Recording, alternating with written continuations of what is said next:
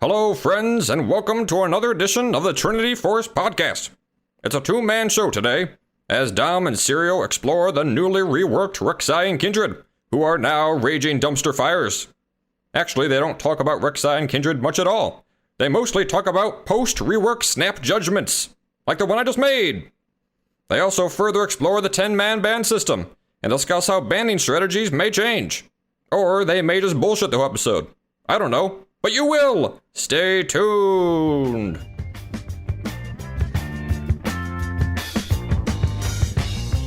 Welcome to the Trinity Force Podcast.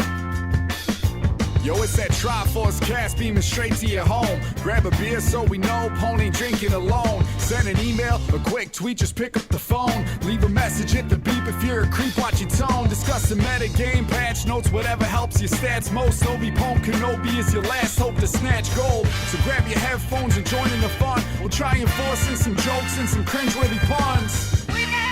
Yo, we can make it together, people. Trinity Force Podcast. These boys are second to none. Now that's the end of the intro. It's time we begun. Intro song. Hey guys, welcome to episode 445 of the Trinity Force Podcast. Today we have a slightly different show because, as you may have seen on Twitter or wherever we posted this, we do not have a live show again. But unlike last Monday, we are actually putting together an episode for you guys. Wait, was that last Monday? Maybe two Mondays ago. Whatever. 2 Mondays ago. I lose track. We are still putting a show together with me and Dom. So that's it. Actually, we didn't line that up, but whatever, Lancifer. Sorry. And I just got done saying I don't like making Lancifer's life difficult.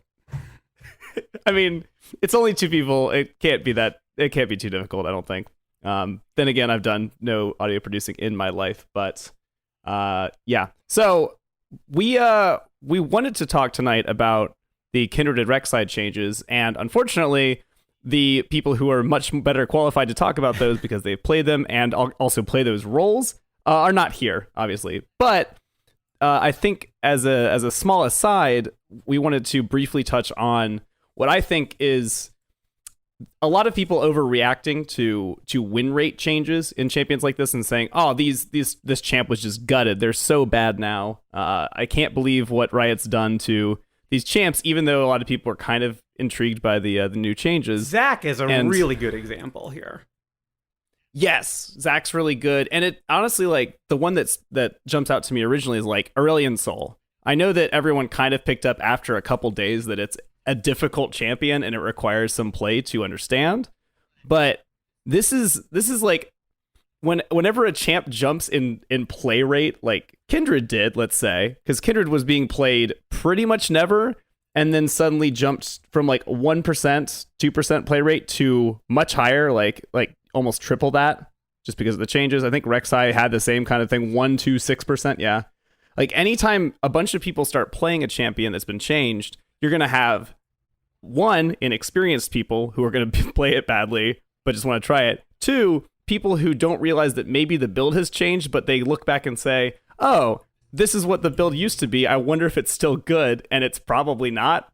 And those 2 things combined plummet win rates, and is why Kindred and Rek'Sai are like heavily in the dumpster win rate wise, sitting at like 44 and 43%. So I'm going to qualify and say I do think Kindred has some issues right now. I was in that camp of no, people just got to figure out the build on them, but I was talking with Santana and Adam, and I've run into Kindred quite a bit over the last 5 days or however long it's been since our last show. I've played quite a bit, and I've run into Kindred a few times, and it does seem like there's a little something lacking.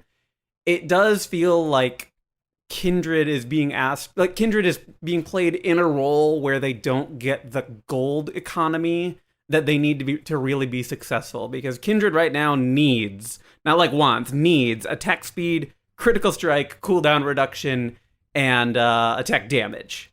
I mean, that's 4 big stats that you have to buy a lot of different items to get in order to be successful. And just looking at it, it's like you have to have ADC level income, and you're not getting that out of the jungle. And my attitude with Kindred has kind of turned into like they're a shitty version of Elise right now because they can't snowball the game early. the same way Elise can, and if they get behind, they have nothing to fall back on. Yeah, I was kind of thinking of that with the all these different stats build towards like positive things. Also kind of reminds me of Jhin a little bit. Obviously, Jhin doesn't end up building attack speed as much, even though it does benefit the it benefits his passive. But like it seems like you need every single stat to be effective, and it's not one of those situations where like you can say, okay, I'm gonna sacrifice attack damage to go for an attack speed on hit build and still be really successful with that, because all of your abilities except for the ult, I guess, need the attack damage in order to be successful. But then W scales off of attack speed as well as the attack damage, and E scales off critical strike, and you really need those things to be doing a lot of stuff. And then the cooldown, I didn't realize how long Kindred's cooldowns were until I really started digging into this and everything. They're long as shit. Except for Q, if you're inside W while it's active, like Kindred's cooldowns are really, really long. And so throwing that additional desired stat in on everything else is like, I think what is creating a lot of issues for the champion. And it just surprises me because all of the Kindred mains, at least that I heard, like were really, really optimistic about these changes when they first got announced for the PBE. And it's like Santana earlier today was saying that he's been hearing a bunch of Kindred mains are just going to drop them altogether because they're not fun to play anymore. Like you can't be effective. I think the change over to like everything scaling off of bonus attack damage instead of total attack damage is really, really hefty of a nerf.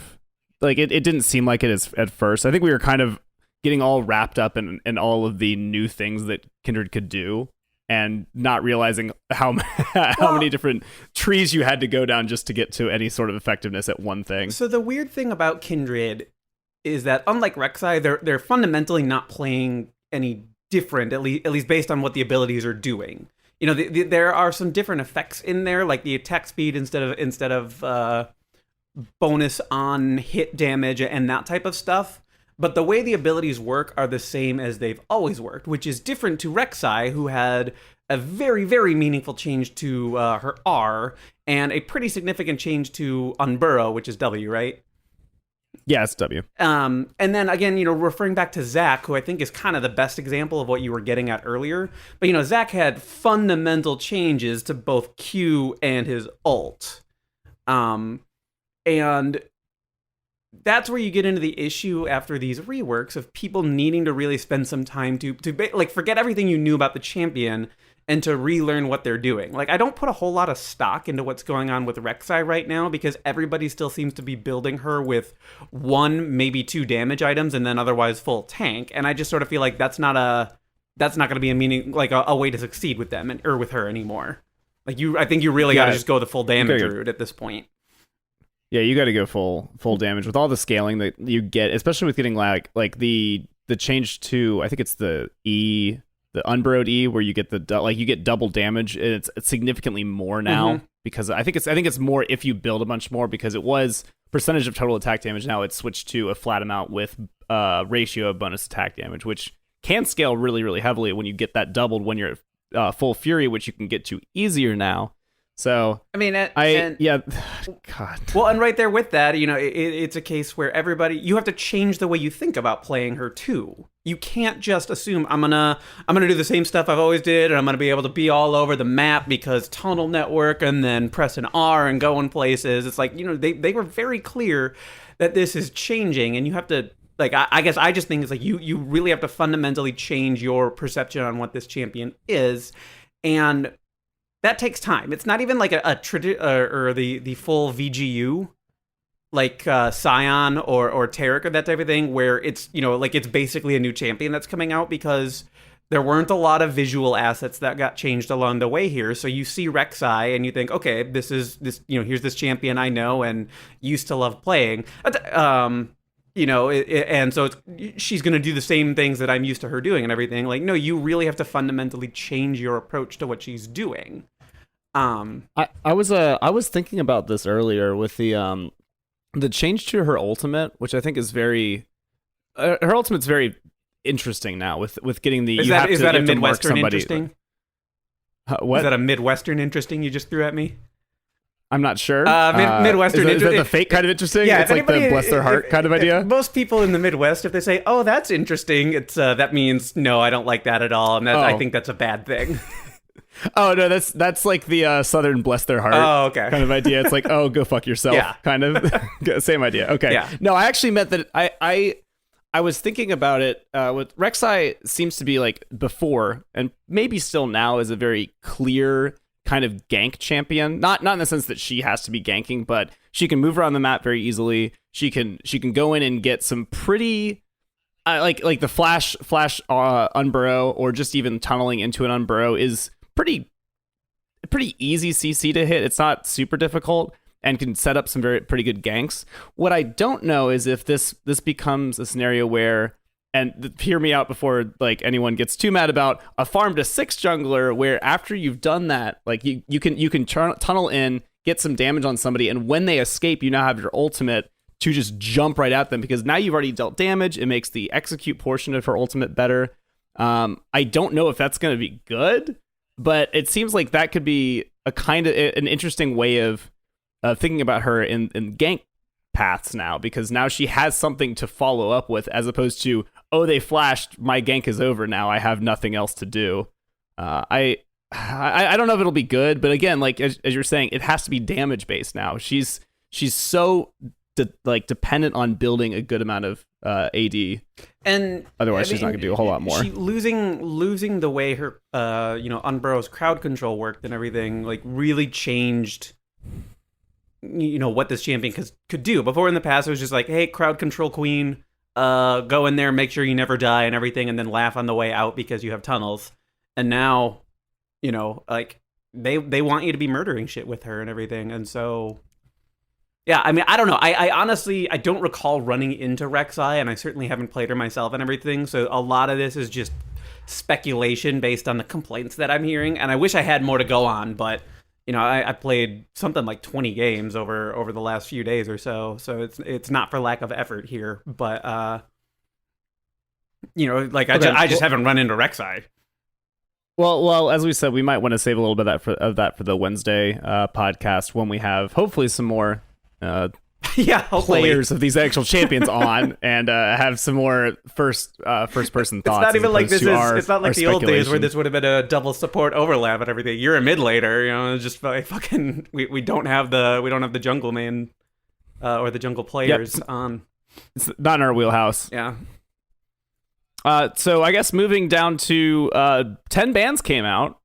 I also realize this now sounds like a two guys talking sort of podcast, which is very funny to me, because I don't think we've ever done a two guys. Well, we've done it a couple times, but I don't think you and I have. You and I have not. Adam and I did it once, maybe twice, I feel. It used to happen all the time way back in the day. It would be just like Adam and Sotir, because Wrecker's Wrecker, he wouldn't be able to show up, and then like Hornet would have to cancel, or Optimus Tom would have to leave, or something like that. So way back in the day, it used to happen all the time.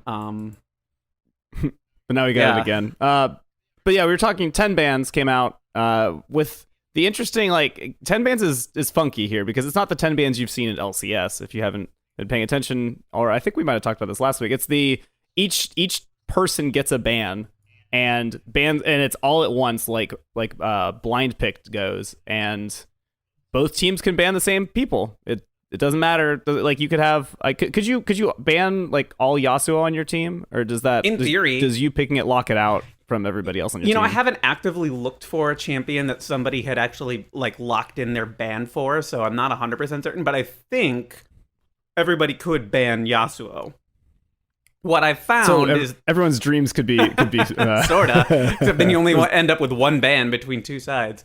What I've found is that most people sort of like tend to be pretty patient, and when like they'll hover who they're gonna ban, and usually you'll get a couple people who think, okay, I'm doing this no matter what, so I'm gonna just lock in early. I've never like had bans start and had two people ban right off the bat without even looking to see what anybody else was going to play or ban or anything like that.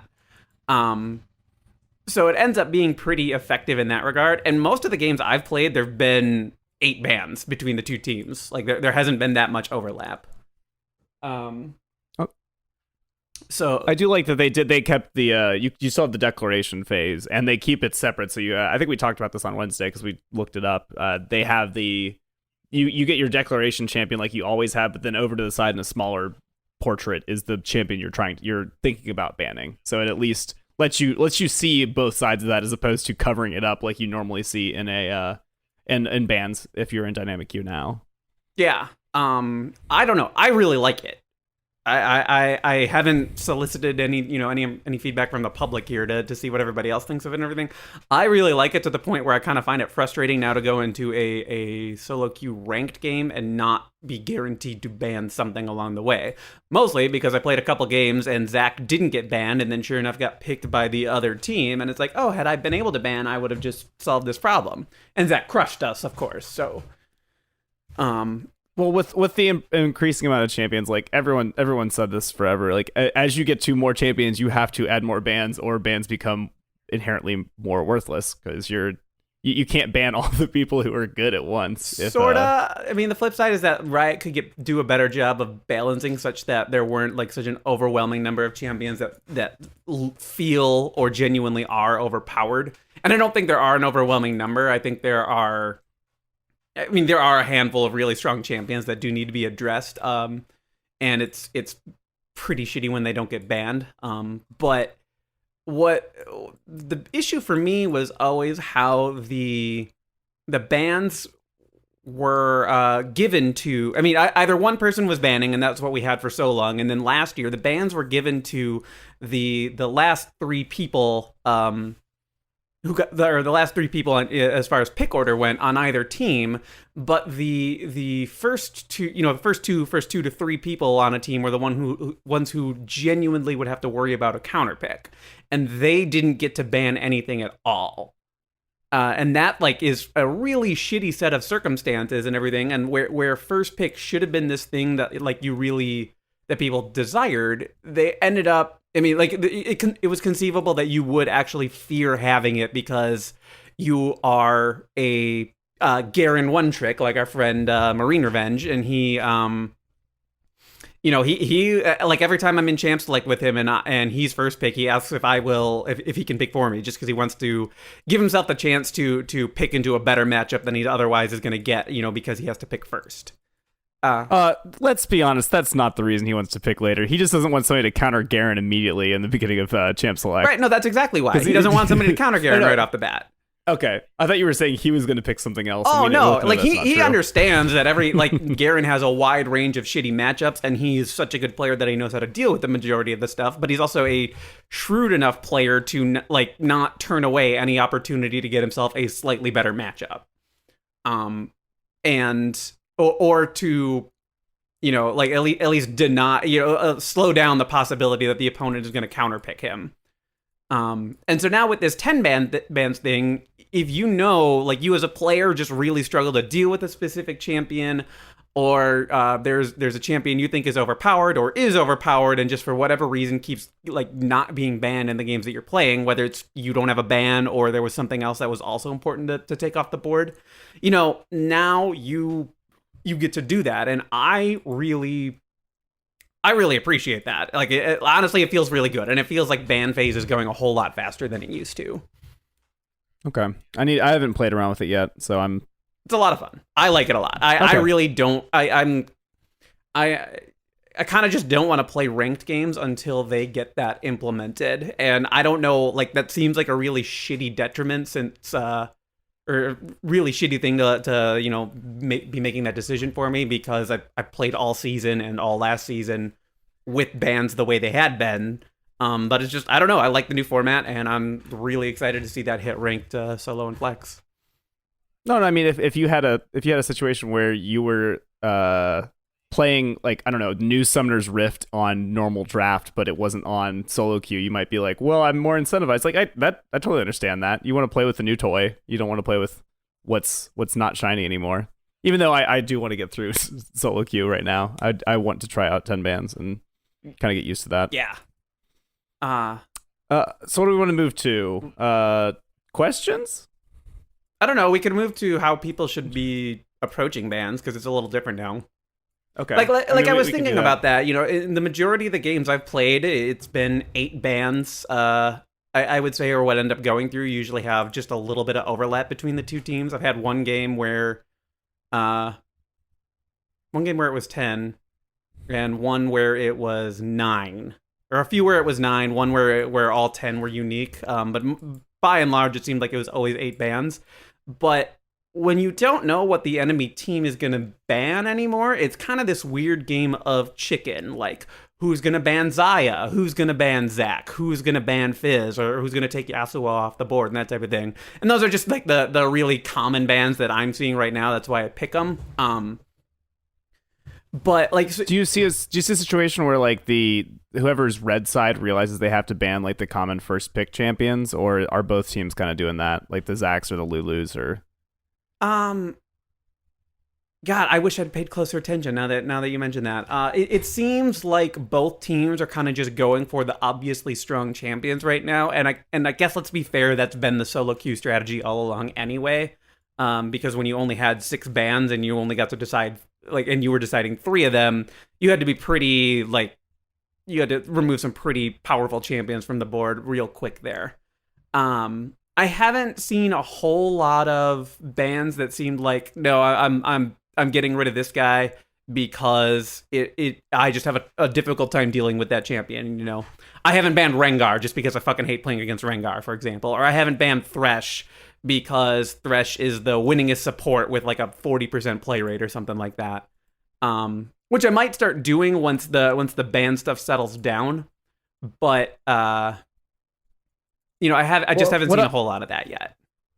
What I was thinking about that was, I wonder if there's going to be a lot more, like if you think about, if you think about like the other times when you have a situation where everyone is picking all at once with blind pick, like no one ever, like I can't remember a single time when I went into blind pick and thought about what team I was going to be on. Whereas this is kind of like, do you have a scenario where some of you are like, you've kind of picked these 5 and you're showing them and say, hey, wait, somebody should probably ban this champion because we're red side. I'm not saying that's happening now, but I wonder if it's going to turn into that, where somebody realizes, hey, we've got to take this off the board because they'll pick it immediately. Which one of these are you cool with giving up? And I don't think it'll be that. I can't imagine it'll be that toxic of a situation where somebody's like, I can't get rid of this ban because I really need it banned. It'll be interesting for flex queue, and I mean that like as a genuine interesting and not a Midwest interesting. It will be interesting for flex queue because there is more of a team element there, and odds are good you're with a group of 3 or more, I would say. You can actually do that type of stuff, but you also are denied the opportunity to sort of play the mind game of, okay, so they've banned this and this. Well, we can leave these 3 champions on the board. They get to take one of them, but then we get the next 2 overpowered champs. Like you don't get to do as much of that. And, granted, it's on condition that the person, the people involved would be capable and experienced with those champs, but so you lose that element and everything. I don't exactly know. I have a hard time thinking what the strategy is going to be really with that type of stuff. Like it might be a case where you sort of leave some of the stuff that's always banned up because you can play it. You can play it, and you're willing to like play chicken with them, so to speak. Are they going to be throwing this into solo queue, or are they going to go with the LCS style of 10 ban? This is what I believe they plan to put into solo queue. I haven't, like, the problem with the LCS style is that in solo queue, you end up with situations where AD carry and mid lane, for example, could have a whole ton of bans just targeted at them because they happen to be the last 2 picks, And that works at the really high strategic level of play, where you get games that are a bit more interesting as a result. And it's not really as fun when you don't know the type of strategy that your opponent's going to run because it's literally just a bunch of random people. Yeah, when you're playing like Quinn AD carry because everything else is banned. Yeah, or Urgot. Or, hey, that's a great strategy, especially after the rework, whatever that's going to be. Yeah, my brother loves playing Urgot, so like I'm not hating. I played top Urgot while very drunk the other day, and we won, so it has to be pretty good. Yeah. Also, obviously. it was over 50% win rate as of last patch, which is absolutely bonkers. But Like I don't as an think that's the ADC or case top anymore. lane? As top laner, Okay. which makes more sense. Yeah, he's a terrible AD carry. AD carry, I don't think he's even posting. No, he's not showing up. Is he showing up at all on? He's he's not even showing up on 7-Eleven on anything yet. Pretty good. All right, that's poor Urgot. That's my season one bay. All right, done with bands. Some with bands. You got anything else with it? Done with bands. I think everyone else will probably have some opinions on those too. Oh yeah. But so are we going into in-depth stuff or questions? I'm also just scrolling really fast on this and not really focusing on anything. Let's hit questions. Okay. We'll start at the top then. Task Wizard writes, how much do you think the Relic Shield buff helps Mordekaiser? I see this as a pretty significant unintentional buff which may draw a nerf to Mord in the future. So we'll go back to season 6, season 5. I forget when Mord was super strong. This champ is scarce in solo queue, sure, but already seen as a niche pick in pro play. I don't think most people even realize this nice size buff until the patch hits pro play, and I think I have a pretty good answer for you. I think it's not at all a buff to him, because if I remember correctly, Relic Shield was never even getting upgraded to Targons when you played Mordekaiser. It was just a first item to push and get early levels and keep his health up. I don't think it was actually ever upgraded. I don't think so. Like that. Why would you spend money on Targons when your support's already upgrading it so you get more stacks rolling that way, and then you have better items to get? Yeah, I think that. Sorry, I think that's just pretty cut and dry. Like I don't think he ever. I think he started it, and he might actually the current builds. That's out of top. Let's see if I can find any data on that. On top. He used to be a pretty good niche pick, but that's that was when he was getting full experience when around another allied champion. Now that it was nerfed to getting kind of in between full experience and where most champions get when they're around another champion, it's not as good. I think that was kind of the main nerf that took him out of significant pro play, because that early level advantage you could get was why he stomped so fucking hard. Yeah, I don't have any data for any bronze to diamond. I don't have any data for bottom lane or support Mordekaiser. So unfortunately, we don't have. I think you're safe. Yeah, I think you're safe, Task Wizard. I don't think that's actually going to help him at all, because you need to get to the level 2 of every support item before the quest can be completed. You can start stacking it early, but you need to actually get to Targons before you'd actually get the shield. The Relic Shield line to me is the hands down winner as far as the support items go, and it's shifting the meta actually back towards tanks for the most part. Hey, Thresh got a buff and he was already doing well. Great. Yeah, Thresh. The other thing is the Doran shield start that more and more AD carries are going for, and if you're not, you really should be. Just it creates so much safety. It hard counters Twitch. You heal more than you when Twitch's poison is ticking. You actually end up healing more than the poison damages you for. That's ridiculous, actually. Yeah. So there are a lot of champions, but unless you're playing as Caitlyn, maybe a handful of others, or maybe just a couple others. Draven probably doesn't want to start Doran's shield, but hey, why don't we check it out while we're at it? Just fucking start Doran's shield. It is so much lane security and lane sustain that currently there are nerfs for it on the PvE already. The cost is going to be going up. It needs to be nerfed. Yeah. So you can't get 2 pots? Yeah, that's the other thing. You get 2 pots, so it's just really hard to force an AD carry out of lane, and so that hurts all of the poke supports. And I gotta say, it's really frustrating to be playing a support and then be playing with an AD carry who doesn't have that item. I just went into the AD carry current patch win rates for Champion GG, and I was really sad to see that they dropped it to only 17 champions. Guess who they dropped? Forgot. Nope. Worse. My favorite AD carry. Quinn? Corki? Oh, Corki. Corki's not even making the list anymore. Yeah. Is he a mid lane? He's getting buffed. His buff looks pretty good. Yeah, Corki's getting buffed, which is great, which is always meta breaking anyways. So it's good for you because that means just low key add another champion back to your pool. Yeah, that'll be great. All right, let's go on. Josh writes, how do you decide when a champion is bad in a certain meta? Is it just their win rate, or are there other factors you consider? Whew, that's actually I should have read this question first. Yeah, that's a loaded one. That's a good question. I almost want to hang on to that one until we have more people, because I feel like we could have a really spirited conversation about this. Yeah, I only meant that as I wish I had done some like writing out notes on that question. So let's save that one maybe. Yeah. This guy's name, I can pronounce it for you. It's Abraham? Yeah, Abraham. Abraham asks, how do you deal with unusual bot lane duos like Xerath Maokai or Kennen Vel'Koz? Oh, Jesus. We got this. I don't have issues with conventional lanes, but these odd matchups leave me and my duo mate starved for CS and unable to push. Shouldn't double AP be bad? We actually talked about this a couple episodes ago with the how do you deal with brands in low elo. And if you want to take the floor on this one to start, you should go for it. So double AP is eventually going to be bad, but it's going to start out really, really well because the majority of the AP champions in the game have really good base damages, and AD carries don't, and supports don't usually have a whole ton of damage. And so that's why you'll see people running into this. Like if you're struggling against this type of lane, it's because it's the type of lane that's designed to cheese you down. And you sort of have to get around that. Like, you have to understand, hey, I'm going to be a little bit behind on CS because the wave is always going to be pushed. And at a certain point, I'm stuck last hitting under tower. Or, they have a whole lot of kill pressure just due to the sheer volume of damage that's coming out. All those different types of things.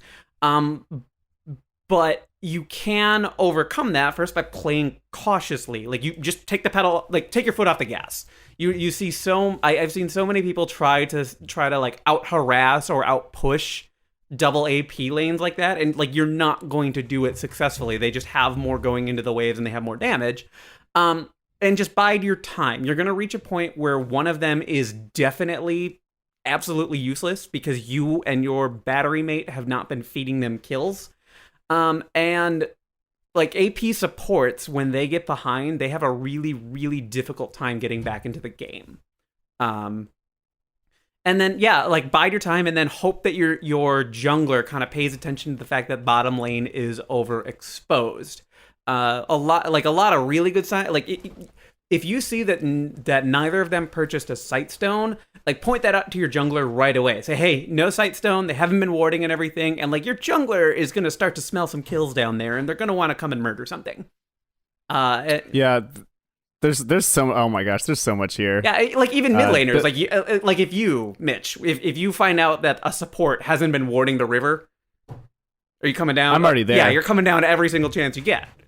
I mean, and I guess this assumes a certain level of competency or situational awareness out of the people on the rest of the map that maybe you aren't encountering in the games that you're playing. But we can't account for that. We're just like, these are things that you kind of hope for. And otherwise, it's like, just take it easy. Understand you're going to be like, you're at your weakest when they're at their strongest, and just deal with it accordingly. Yeah, I think what I was thinking while you're going through that is the whole reason that we ended up with the like mage meta in mid lane and AD carry support in bot lane was because like mid, when you had to put somebody mid to get solo experience, like those mages benefit, like that's what they want. They scale off of experience way heavier, and AD carries scale off of gold. Like that's just obviously both want both, but that's just how they eventually end up scaling. And if you think about it, like those bot laners you're talking about with that Xerath or Vel'Koz or Kennen, like those like levels 1 through 3 before you start getting some items, they are going to be better because that's playing to their strength of levels and not having items. So yeah, if you can survive those, you're fine. And I know it sucks as a former support main, like you're playing like Thresh and you're like, God, I really just want to hook somebody. Like I really want to do something. I feel like I'm not doing anything in this early game. And you just have to turn off that little switch that says like, okay, we will be effective. The only way we aren't effective later is if we feed them, because that's how they get ahead, is by keeping us away from everything. Pay attention to their mana pools, because those lanes thrive on putting a lot of damage in your direction. Like, it's not all going to hit you. So if you can dodge skill shots pretty well, then just start paying attention to their mana pools, because they're going to hit a point where they can really only throw out 1 or 2 spells. And a mage that is only able to put out 1 or 2 spells is not a very useful mage. And that's when it's time for you and the AD carry to strike, because the support has a lot. I say you and the AD carry as a support main. That's when it's time for you and your teammate to strike. The support probably has a lot of, lockdown, crowd control, or health restoration type effects. And then the AD carry just has such stable, reliable damage coming out that you should be able to overcome whatever spells that they have, because they don't have the mana pool to support anything else that they're doing. Yep. And once they start hitting levels like 5 and 6, especially if they haven't recalled, like those spells get really expensive relative to their mana pool at that time. And they don't have the regen or the just the flat mana to really support what they're doing. And mid laners do. Mid laners have had a chance to recall. They have items that are giving them back a whole lot more mana than the support item does. And if the quote AD carry of that group, went with a Doran's Ring, that's probably the one who's going to still have mana when it comes time to fight. But if they haven't recalled because they have sort of forced you under turret and everything, you can bide your time and still turn that into a kill just by virtue of having all the resources available to you that they don't. Yeah, the whole point of those lanes is to frustrate you. And if they're succeeding in frustrating you, they're probably going to be effective at it. Yeah, so just be patient. Just don't let them... And don't let them get the better of you. Yep. All right. Next one, I really should have at least looked at these first, but we'll just keep going down and hopefully we won't have another there was going rollback to be, one. At least 2 other people here.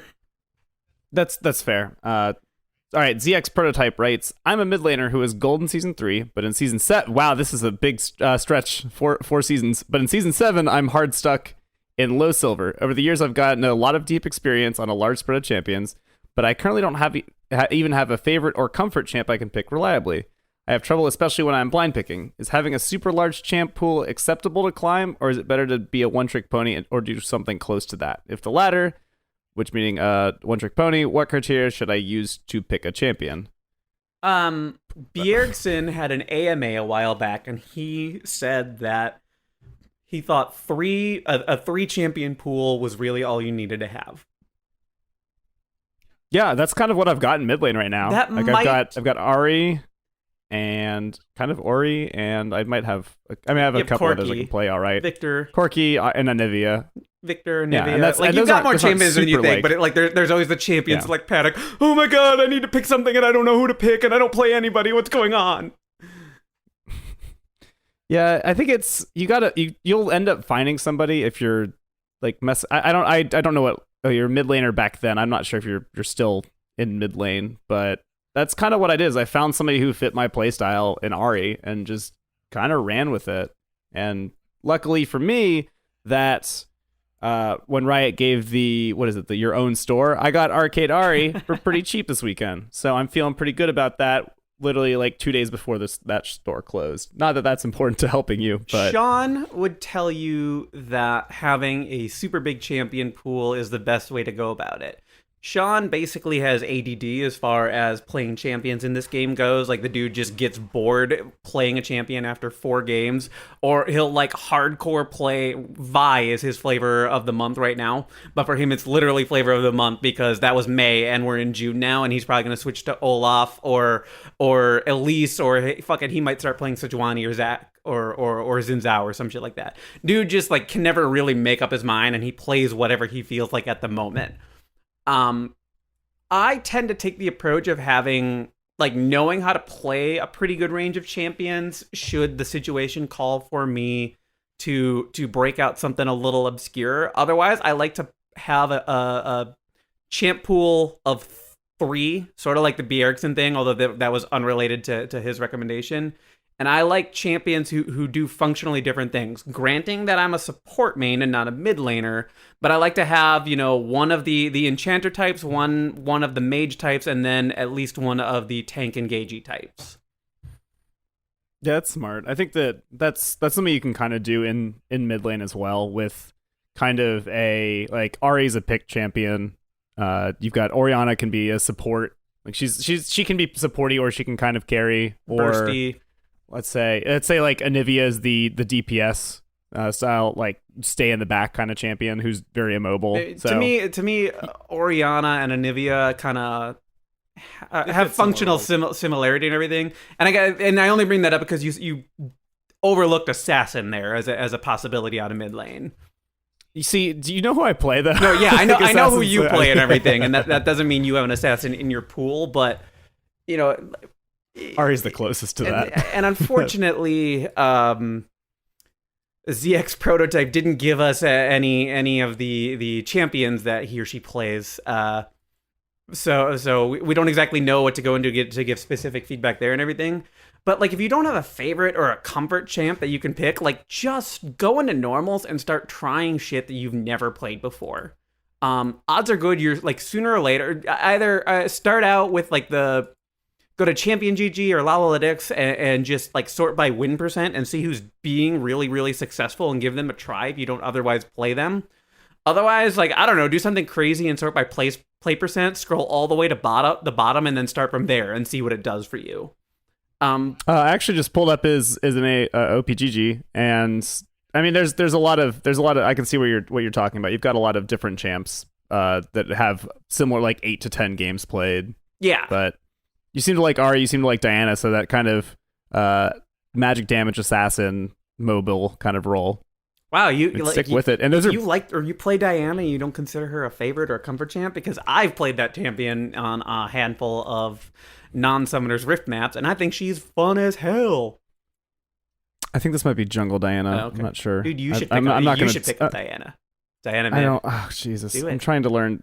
And I'm the one always making you learn new stuff. I'm like, dude, you need to do this. You need to do that. I know. I got you learning Syndra and Orianna at the same time. Yeah, right.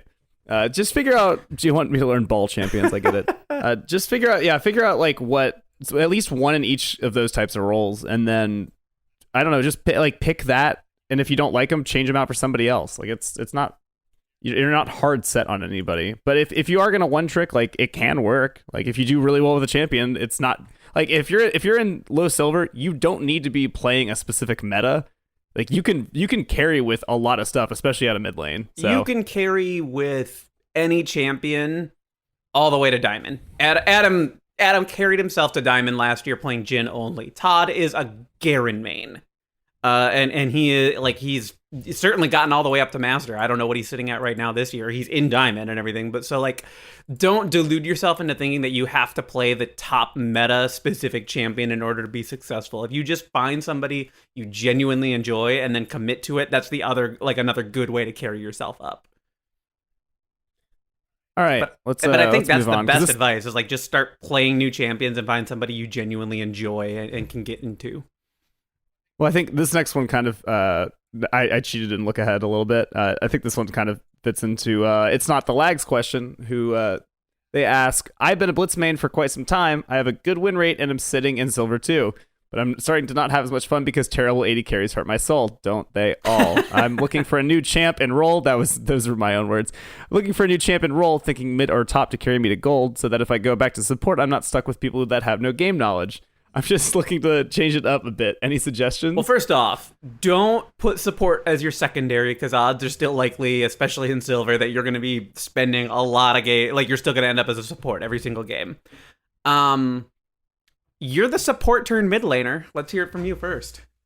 Yeah, so if you're thinking Blitz, like pick kind of seems to be the way to go. Like if you want to play a pick style champion, I've got a great one called Ari that I think you might be interested in. How's post nerf? Post nerf Ari is still sitting at a pretty healthy win rate. Good. So yeah, I think that the Blitz is somebody who you already have to like manage mana on a little bit. Like not a crazy amount. You just have to have enough hook in your combo, but like that kind of already fits into the mid play style. It's not like, I don't know, Braum where you can just spam. You obviously can't spam stuff constantly, but you at least have to be kind of thinking about it. I think that mid would be not too crazy a type to go for. But if you want to be a top laner who is like a hard engage kind of character, it still fits the Blitz mentality. But the thing is, if you've got a good rate, I guess the good win rate versus having fun are two kind of different things, because if your goal is to get to gold quickly and you have a good win rate, you're going to get to gold. And if you switch to a different role, it's probably going to take you longer to get to gold. So I don't know. I think there's a weird trade-off there where I think you could get to gold faster if you keep playing Blitz with a good win rate. Based on the way that it looks like he wants or he likes to play Blitz, which is more or less full tank, I would recommend switching to top lane instead of mid. And there are a whole lot of tanks that you can start out with top lane. And the nice part about tanks is they tend to be useful for the entirety of the game.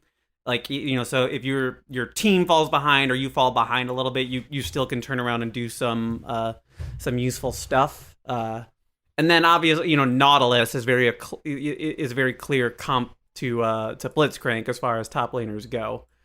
But I would kind of still echo the sentiment of sticking with Blitzcrank. You have a 59% at the time of this asking, or at the time of this podcast, I should say.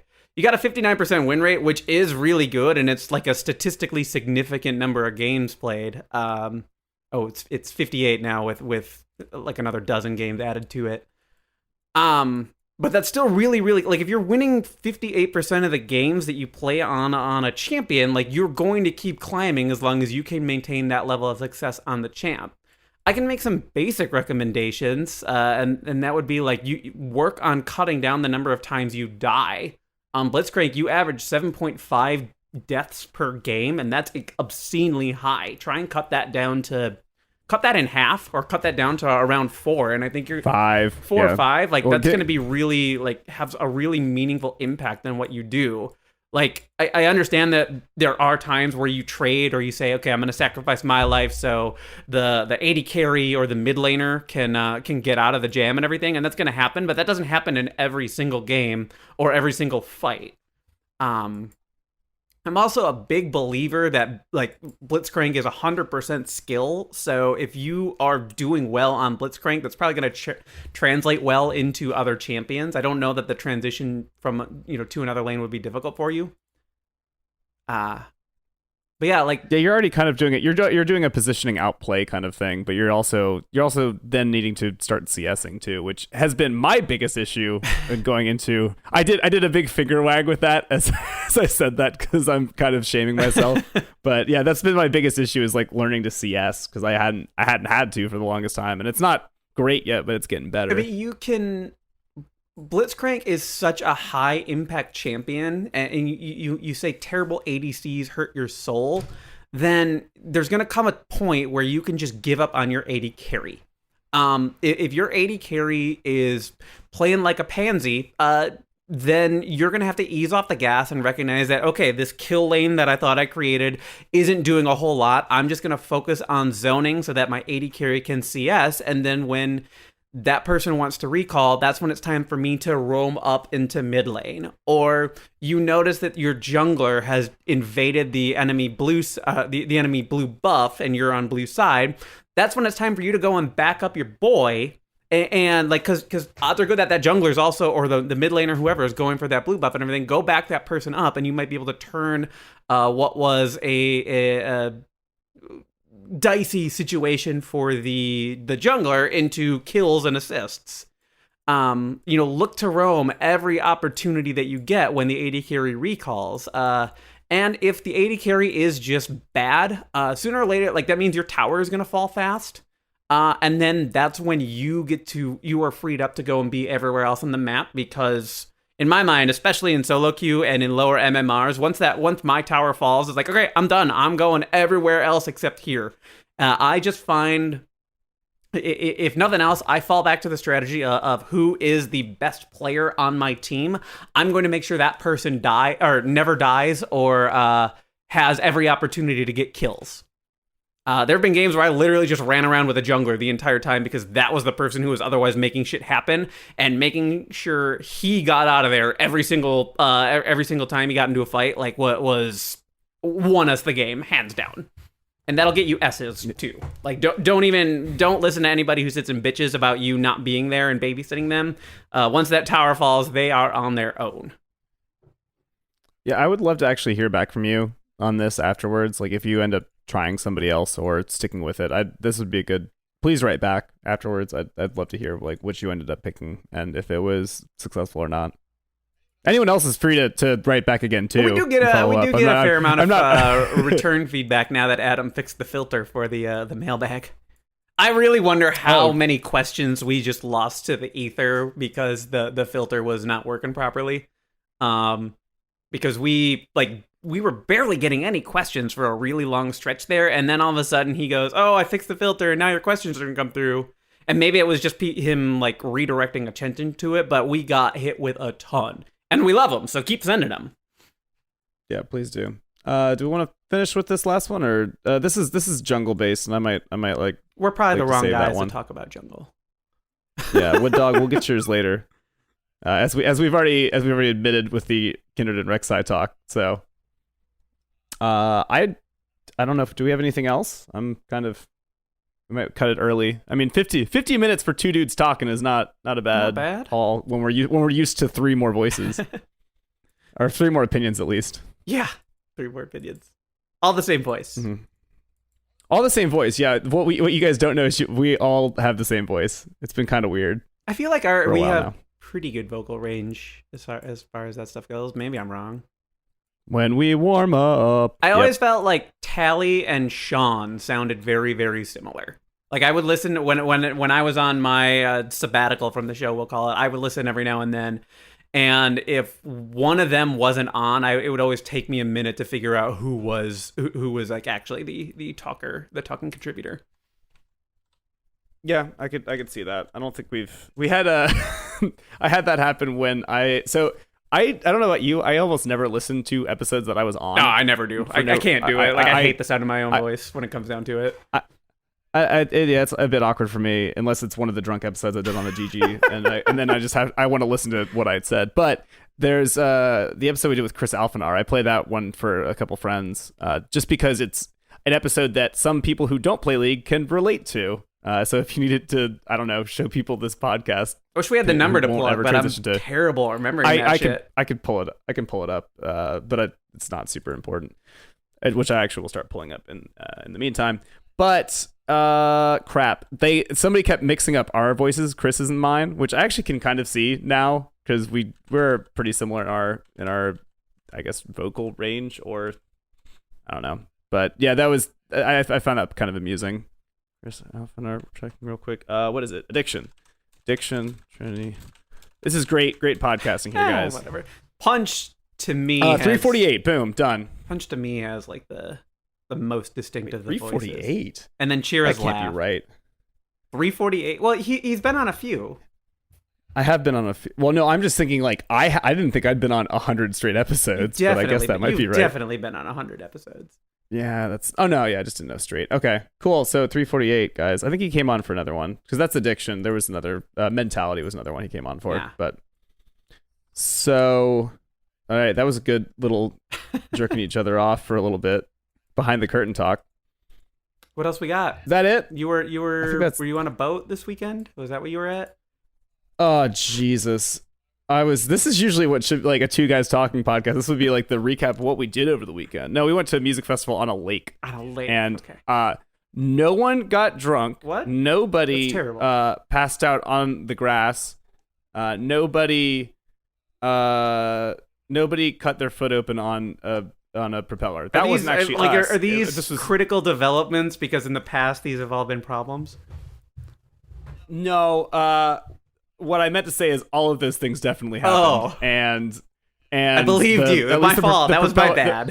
I'm such a fool. The propeller thing wasn't our group, at least. It was the ones next to us, and we had to yell at them for a while to take them to a hospital. So yeah, really great stuff. Go get drunk on boats and listen to music and almost start pirate wars and stuff. It's a weird weekend. It was. We have Frisbee with similar amounts of drinking this coming weekend, so I am excited. We'll be in. If anyone's listening from Versailles, Ohio, and I did pronounce that right, they don't want to pronounce it like bougie like the French do. I will be playing Frisbee up there. How close to Adam or Punch is that? Or Sean? It's like an hour and a half from Columbus. Okay. I asked them if they want to come hang out in Versailles, but I don't think anyone's too keen on it. It's good enough. Like I edit enough websites that go through or that incorporate Ohio, so now I know it's Versailles and not Versailles because I like in my head, I'm just reading it. So. Oh yeah, you have had any culture in your life, you think Versailles. Yeah. I absolutely hate that. Had a history course. Yeah, or anything like that.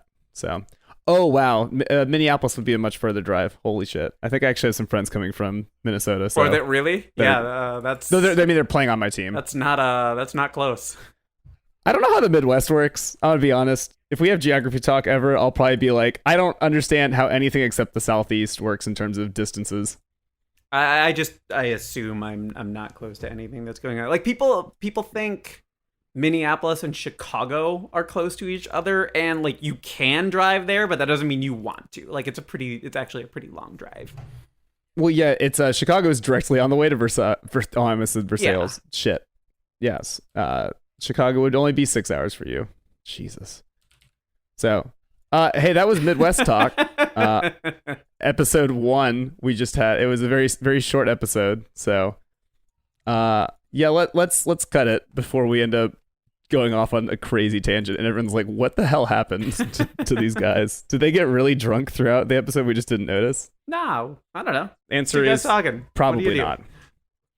We made the best show we were capable of. That is definitely true. We put our all into this. The bar was low. The bar from 2 weeks ago was nothing, so I think we improved on that. So that was, I guess, episode 445 of the Trinity Force podcast. Thank you to everyone listening. Share this with nobody because, good God, this is the one that you start out on. Share with everybody. It'll be great. We will be back on Wednesday with most likely more people, probably more in-depth Kindred and Rek'Sai talk, and I don't know, maybe some more PBE stuff because everything's always changing. See you then. Bye.